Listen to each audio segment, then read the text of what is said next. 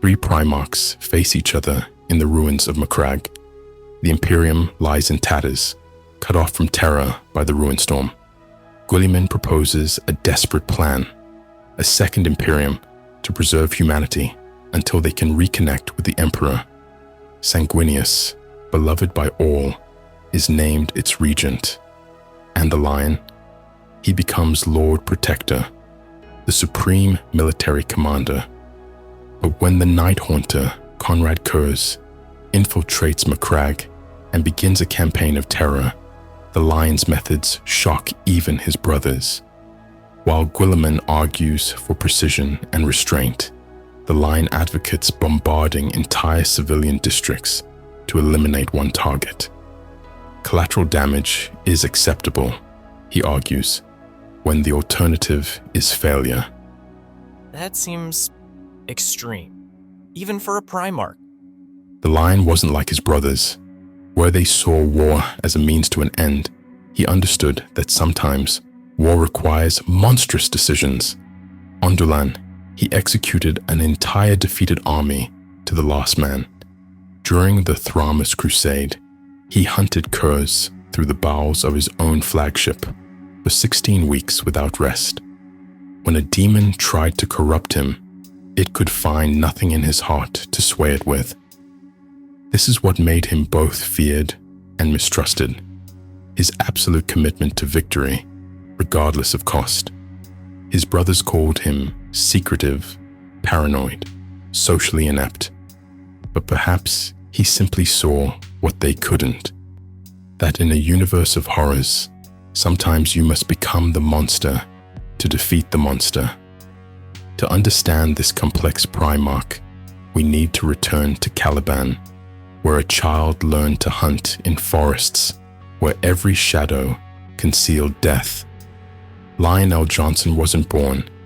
He was created in a laboratory by the Emperor of Mankind, alongside his 19 brother Primarchs.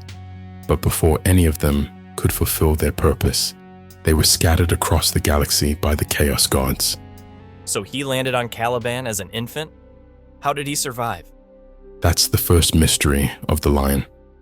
His pod crashed in the most dangerous region of Caliban, a death world where warp-tainted beasts prowled forests so dangerous that knightly orders existed solely to combat them. For an entire decade, he lived alone in those deadly woods, with no weapons, no shelter, no companions, just raw instinct and superhuman genetics. When Knights of the Order discovered him, he was already larger than a full-grown man despite his youth, covered in blood and fighting with the ferocity of the planet's apex predator. Luther named him Lion L. Johnson, the Lion, son of the forest. While most wanted to kill what they perceived as another beast, Luther recognized a potential ally. Did the Lion ever talk about those years alone in the forest? Never. Not to Luther, not to his legion, not even to his brother Primarchs. Whatever happened in those woods shaped him fundamentally, but he kept those memories locked away. Under Luther's guidance, the Lion learned language, tactics, and combat with impossible speed. Together, they rose through the ranks of the Order, with Luther providing the charisma that the Lion lacked, and the Lion providing unmatched martial skill and strategic genius. But everything changed when the Lion proposed a crusade to rid Caliban of the great beasts entirely. For centuries, the knightly orders of Caliban had merely contained the beasts. No one had ever suggested eradicating them completely. It seemed impossible. But the Lion saw what others couldn't, a path to victory. And Luther helped convince the other knights to follow him. Luther's silver tongue united the disparate knightly orders under the Lion's banner. Within a decade, they accomplished the impossible. Caliban was cleansed of the great beasts. For this achievement, the Lion was named Supreme Grand Master of the Order, elevated above Luther, his mentor. That must have stung. The first seeds of jealousy were planted.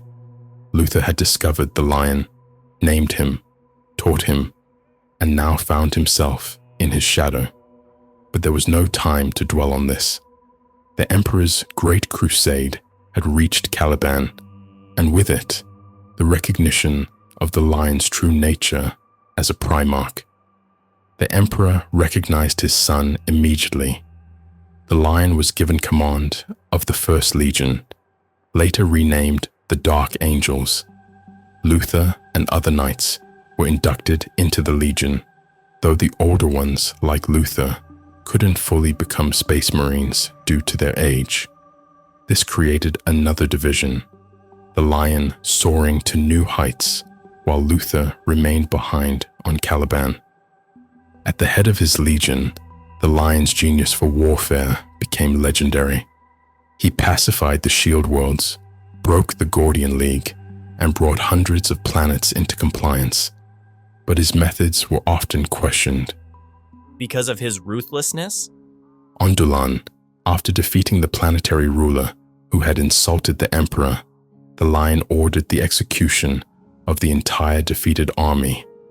When questioned, he simply stated, "Loyalty is its own reward." This phrase would become his mantra. He expected absolute loyalty and gave it in return to the Emperor without question. But he wasn't very good with people, was he? The Lion was a paradox.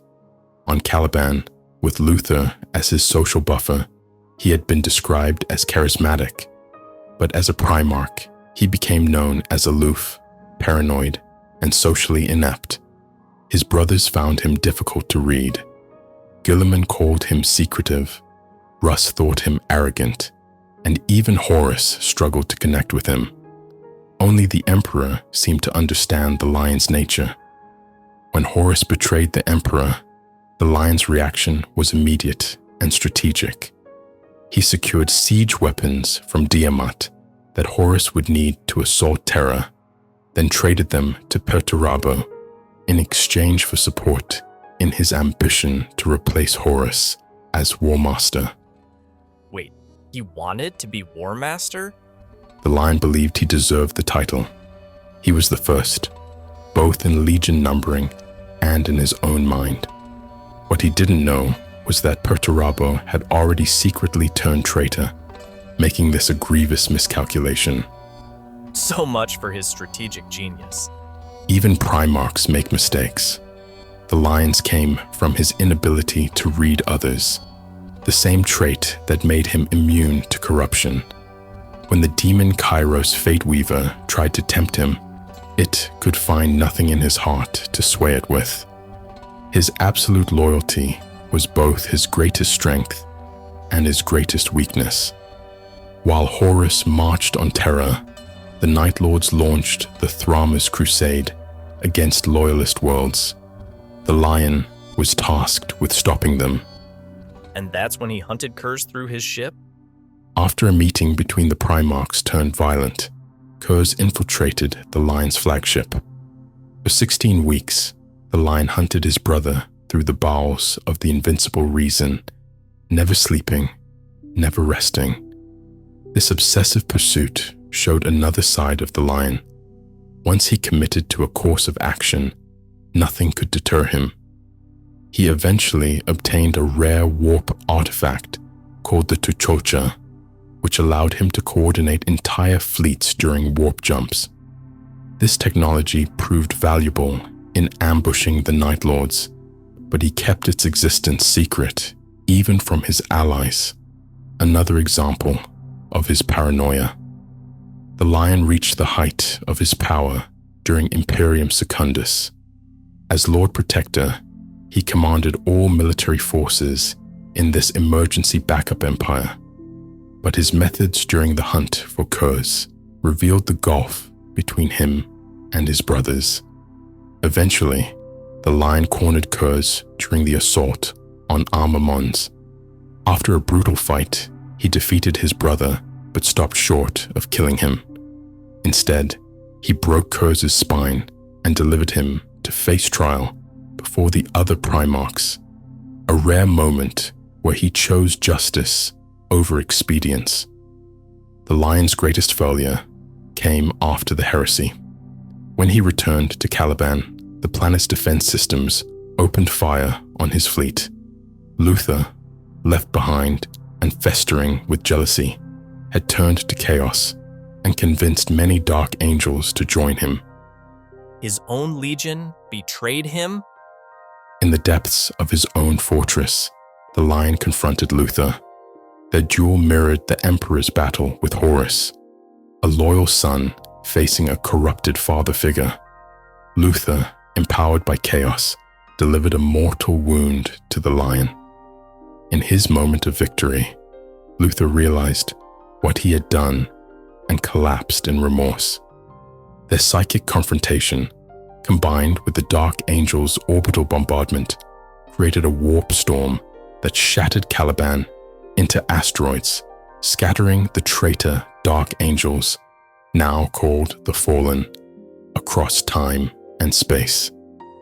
For 10,000 years, the lion lay in stasis deep within the rock, the last fragment of Caliban, guarded by the Watchers in the dark. His sons believed him dead. The Imperium forgot him. Even Luther, imprisoned in the same fortress, rasped about his return to empty cell walls. But the Watchers kept him alive. They tended his wounds in a realm outside time, a twisted reflection of Caliban's forests, called Mirror Caliban. There, the lion wandered without memory, hunting shadows of the fallen until his strength returned.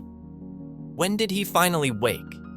In the Era Indomitus, as the Great Rift split the galaxy. While Guilliman rallied the Imperium Sanctus, the lion emerged in Imperium Nihilus, a broken realm drowning in chaos. His first act, rallying a band of fallen who had resisted corruption. He forgave traitors? Not forgiveness, pragmatism. He called them the Risen, warriors worthy of redemption through battle. With them and a human militia, the Lion Guard, he carved a path through the 10,000 Eyes warband. But his true test came at Idolatros. Where he fought Angron? The demon Primarch had slaughtered entire systems. The lion faced him alone, armed only with fealty, a sword forged from Caliban's last ore, and the Emperor's shield. Their duel shattered mountains. When Angron lunged for the killing blow, the lion jammed the shield into the demon's chest and severed his spine with fealty. So he's different now? The lion of M42 is a shadow of his former self. His hair turned white. His face bears scars even a Primarch shouldn't heal.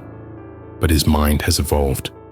When a planetary governor refused to evacuate civilians before an orc invasion, the lion didn't execute him.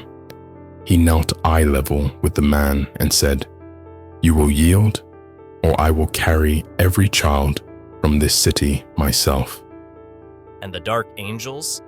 Do they follow him? He dismantled their inner circle's lies with a single order: bring me the fallen, alive. Now, the chapter's darkest secret walks beside him, redeemed traitors fighting under the banner of the First Legion once more. But why return now? After 10 millennia? Because the Emperor's shield burns with a light that scours the warp. Because the Watchers whisper of a coming storm even the lion cannot yet see. And because in the dark of Imperium Nihilus, humanity needs more than a statesman like Guilliman. It needs a monster who remembers how to be human. If you want to learn more about the lion or get his mini, check out the affiliate links in the description.